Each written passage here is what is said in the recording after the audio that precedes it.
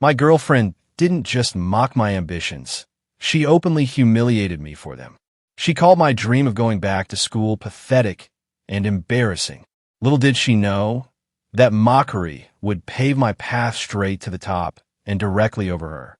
3 years ago, I was 32, a mid-level data analyst at TechVol Industries. Decent money, but a creeping sense of being utterly stuck. Then there was Veronica, 29, in strategic planning, 3 floors up. We connected over company mixers, bonding over expensive cocktails and the usual corporate gripes. She was undeniably ambitious, always mapping out her 5-year plan, her trajectory to VP by 35. At first, I admired that drive. I was just happy with my spreadsheets. But then I mentioned wanting to go back for my master's in business analytics. State University had this great evening program, and the company would reimburse 80% of the tuition. Seemed like a total no-brainer. Her reaction? She literally laughed in my face. "Danny, you're 30, she scoffed, scrolling through her phone. "You really want to be the old guy in class with a bunch of 22-year-olds? I tried to explain it was a professional program, mostly working adults. But she just waved it off. It just seems kind of desperate, you know? Like you missed your chance, and now you're trying to recapture your youth, or whatever. I pushed back. Or I'm trying to advance my career. She looked at me, a patronizing smile on her lips. "Babe, let's be real. You've been in the same role for 4 years. Maybe this is just where you're meant to be. Not everyone can be leadership material, and that's okay." The condescension was thick, almost suffocating. But the real gut punch came 2 weeks later at dinner with her friends. "Danny's having his little midlife crisis early," she announced at the table, loud enough for everyone to hear. "Want to go back to school. Can you imagine? He'll be there with his little backpack and homework while I'm getting promoted to senior manager." Her friend, Brittany, giggled. "That's actually kind of cute though, like a dad trying to be cool, right?" Veronica laughed along. I told him to just focus on supporting my career instead. When I make VP, he won't need a master's anyway.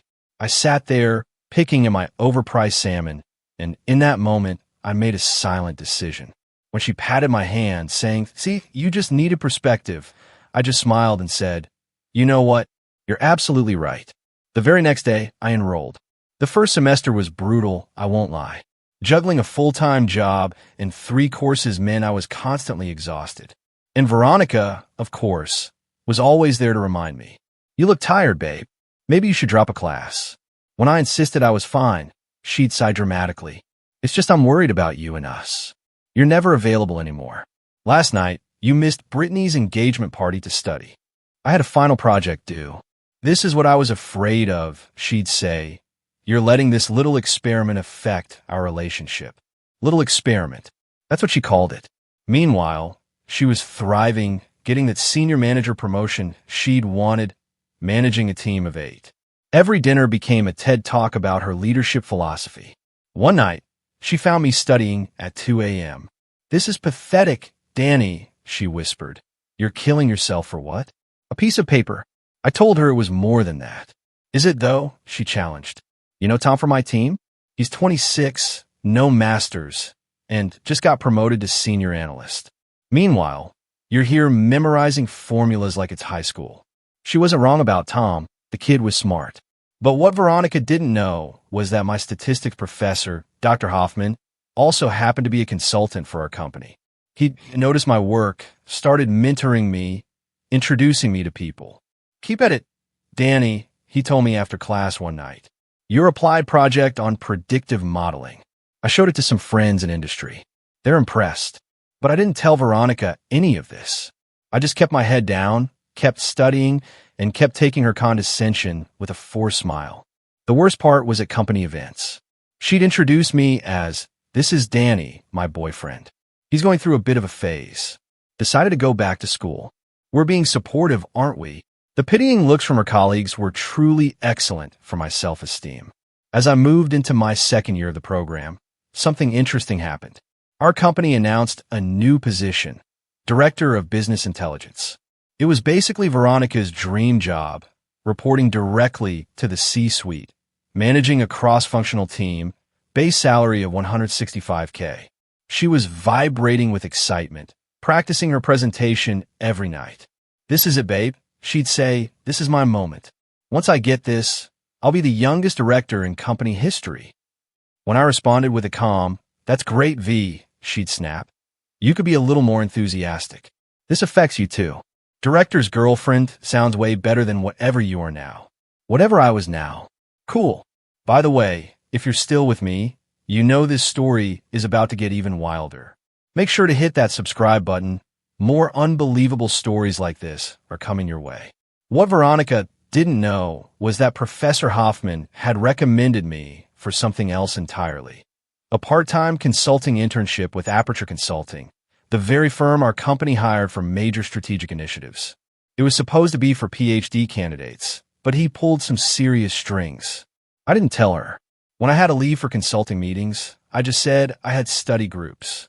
While I was building comprehensive analytics frameworks for Fortune 100 clients, she thought I was just doing homework. The managing partner at Aperture, Diane, became another incredible mentor. "You have a gift for translating complex data into executive-level insights," she told me. "Ever consider consulting full-time?" I told her, maybe after graduation. She just smiled. "We have relationships with TechVault. A lot of movement between our firms. Keep that in mind." Meanwhile, Veronica's big director interview was approaching. She practiced on me relentlessly, even though she made it clear she didn't think I could really help. "Just pretend to be an executive and ask me hard questions." When I asked about her approach to integrated data governance across disparate systems, she blinked. "What? Just ask normal questions, Danny, like about leadership and synergy and stuff." The interview was on a Thursday. She came home utterly devastated. "They asked all this technical stuff about Python and R and predictive modeling," she fumed. "Since when do directors need to know that?" I simply replied, "Technology's changing, V. Leaders need to understand the tools." She just scoffed, "Whatever. I'll get the next one." She didn't. Some external candidate did. She spent the next week calling it politics and boys club BS. I graduated that December, summa cum laude, with a perfect 4.0 GPA. Veronica didn't come to the ceremony. "Babe, it's just a master's graduation," she said dismissively. "It's not like it's your PhD or something actually impressive. Plus, I have that strategy retreat." The strategy retreat was at a local hotel, but okay. What she missed was me receiving the Dean's Award for Excellence. What she missed were the 3 job offers I received that day from executives who attended. And what she definitely missed was Diane from Aperture pulling me aside. "So, interesting news," Diane began. "We're being acquired by TechVault. They want to bring our expertise in-house, and they want me to build the new business intelligence division." My heart stopped. The director position that was posted, I stammered. Diane nodded. "That's being restructured. They want something bigger. A VP of business intelligence, overseeing 3 directors." "Danny," she smiled, "they want me to recommend someone. Someone who understands both companies, has the technical skills and the strategic vision." "Diane, I'm just finishing my master's," I protested. "With a perfect GPA, plus 18 months of consulting experience with us, plus 4 years at TechVault with stellar reviews, plus recommendations from every professor and client you've worked with," she listed. I couldn't breathe. "VP? But I'm young." "So what?" she said. "You're brilliant, and more importantly, you're ready." The interview process took 2 intense weeks. I told Veronica I was working on a special project for graduation. She barely looked up from her laptop. "That's nice, babe. Hey, when you're done with your little project, can you pick up my dry cleaning?" I got the call on a Tuesday. VP of Business Intelligence. Base salary of $240K, plus bonuses, stock options, a company car, reporting directly to the Chief Technology Officer. And here's the kicker. The restructuring meant absorbing part of strategic planning into my division, including Veronica's entire team. I accepted the position, but negotiated a start date after the holidays. I told Veronica I was taking a break after graduation. Maybe consider my options. Finally, she said, "You've been so boring with all that studying. We can actually have a life again." HR kept everything completely confidential at my request. The big announcement would come the first Monday back. That weekend, Veronica was buzzing about work. Big announcement Monday. Rumor is they finally hired the VP of Business Intelligence. Hope they're not another outside hire who doesn't understand our culture. I just said, I'm sure they'll be fine. She didn't get it. You don't get it, babe. This person will be my boss's boss.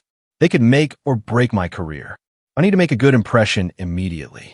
Sunday night, she spent 3 hours picking out her outfit. Professional but approachable, confident but not threatening. God, I hate having to manage up like this. I suggested, just be yourself. She snorted. That's what people who don't have careers say, Danny. Monday morning, I left early, told her I had a dentist appointment. I arrived at the office at 7 a.m. My new assistant, Jerome, had already set up my office on the executive floor. The CTO, Marcus, stopped by. Ready for this? He asked. Ready as I'll ever be. He reminded me that legal wanted to make sure my relationship with Miss Chun was disclosed to HR immediately. Already done, I said. Filed the paperwork Friday. The email went out at 8:30 sharp. I watched from my office window as people throughout the building checked their phones and computers.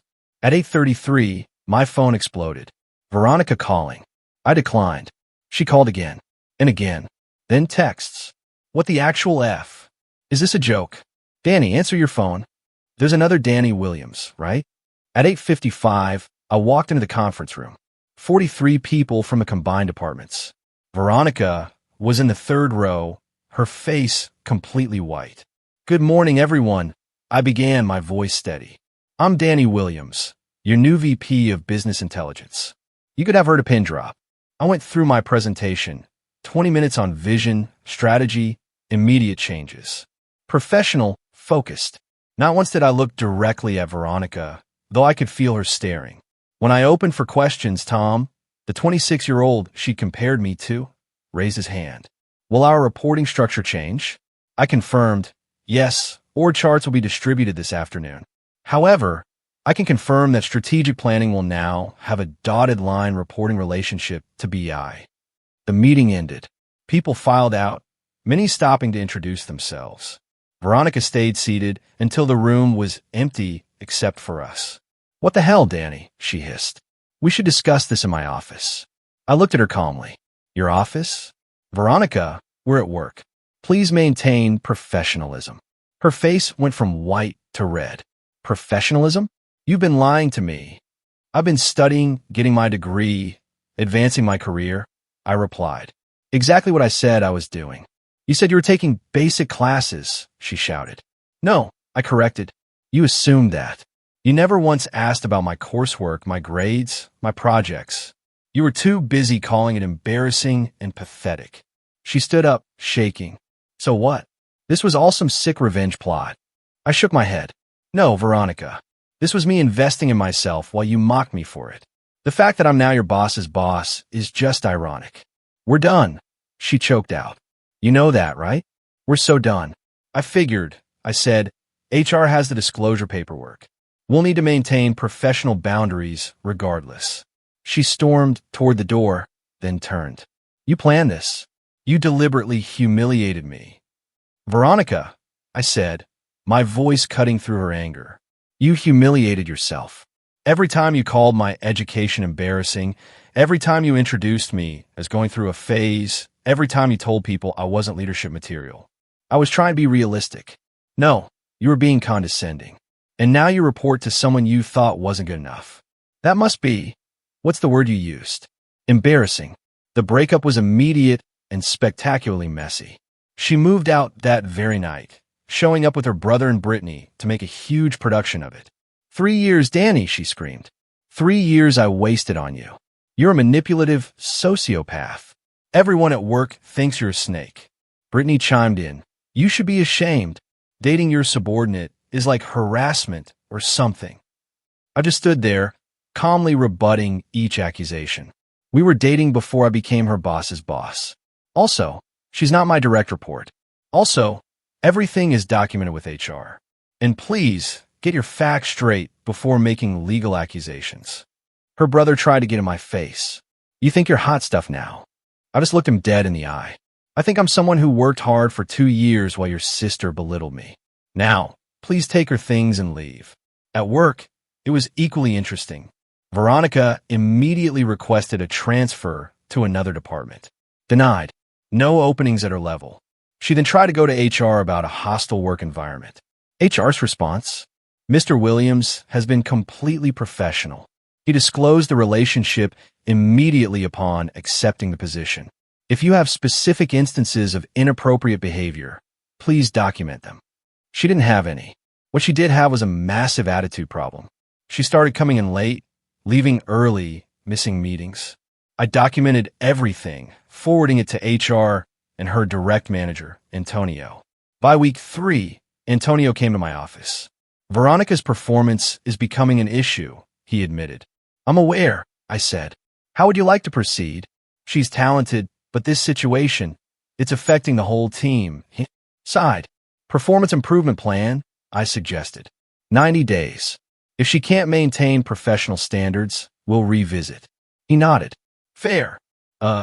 Danny, for what it's worth, the team respects how you've handled this. You haven't badmouthed her. Haven't retaliated. It's noticed.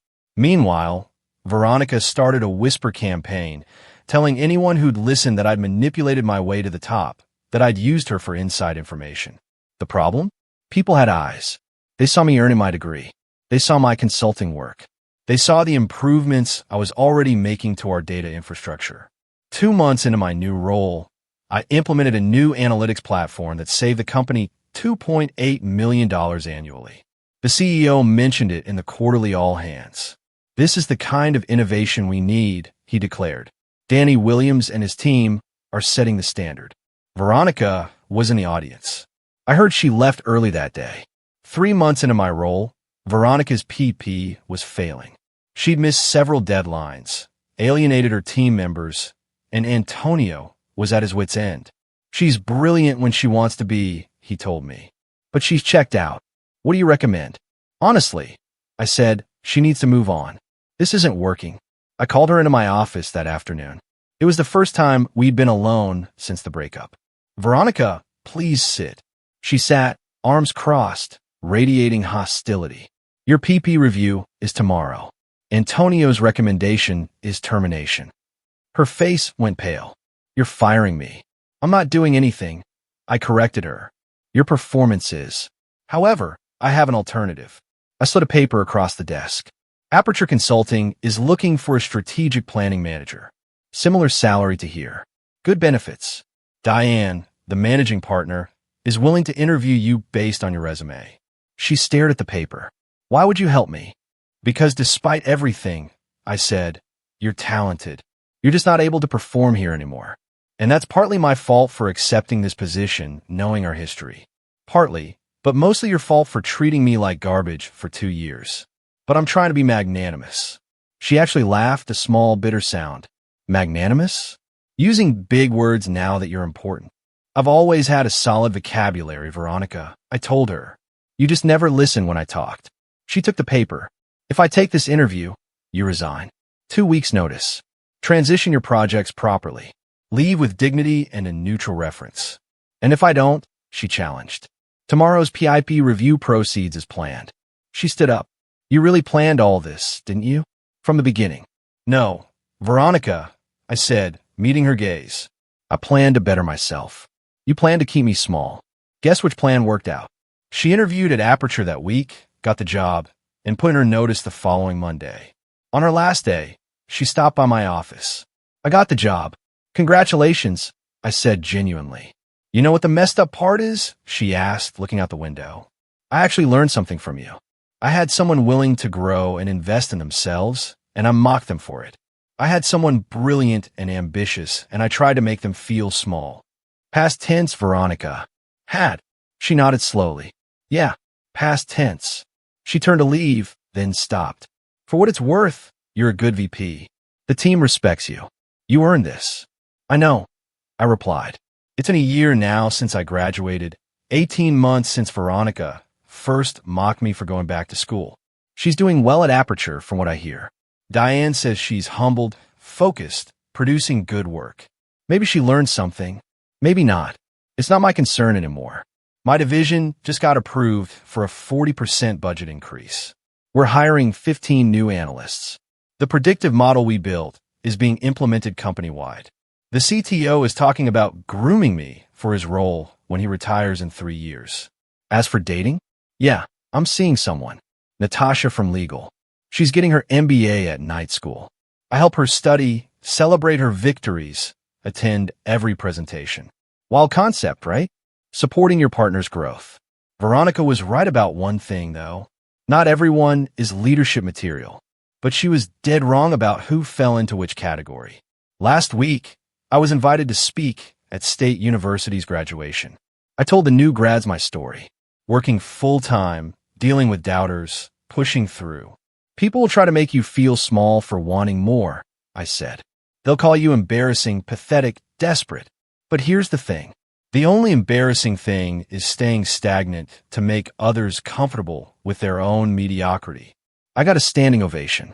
Sometimes I think about that dinner 3 years ago when Veronica and her friends laughed at the idea of me going back to school.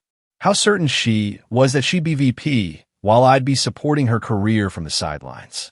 Funny how things work out. To anyone dealing with a partner who belittles your ambitions, they're telling you who they are. Believe them, then prove them wrong. Not for revenge, but for yourself. And if you happen to become their boss in the process, well, that's just the universe having a sense of humor. Class dismissed. What about you? Have you ever had to prove someone wrong who doubted you?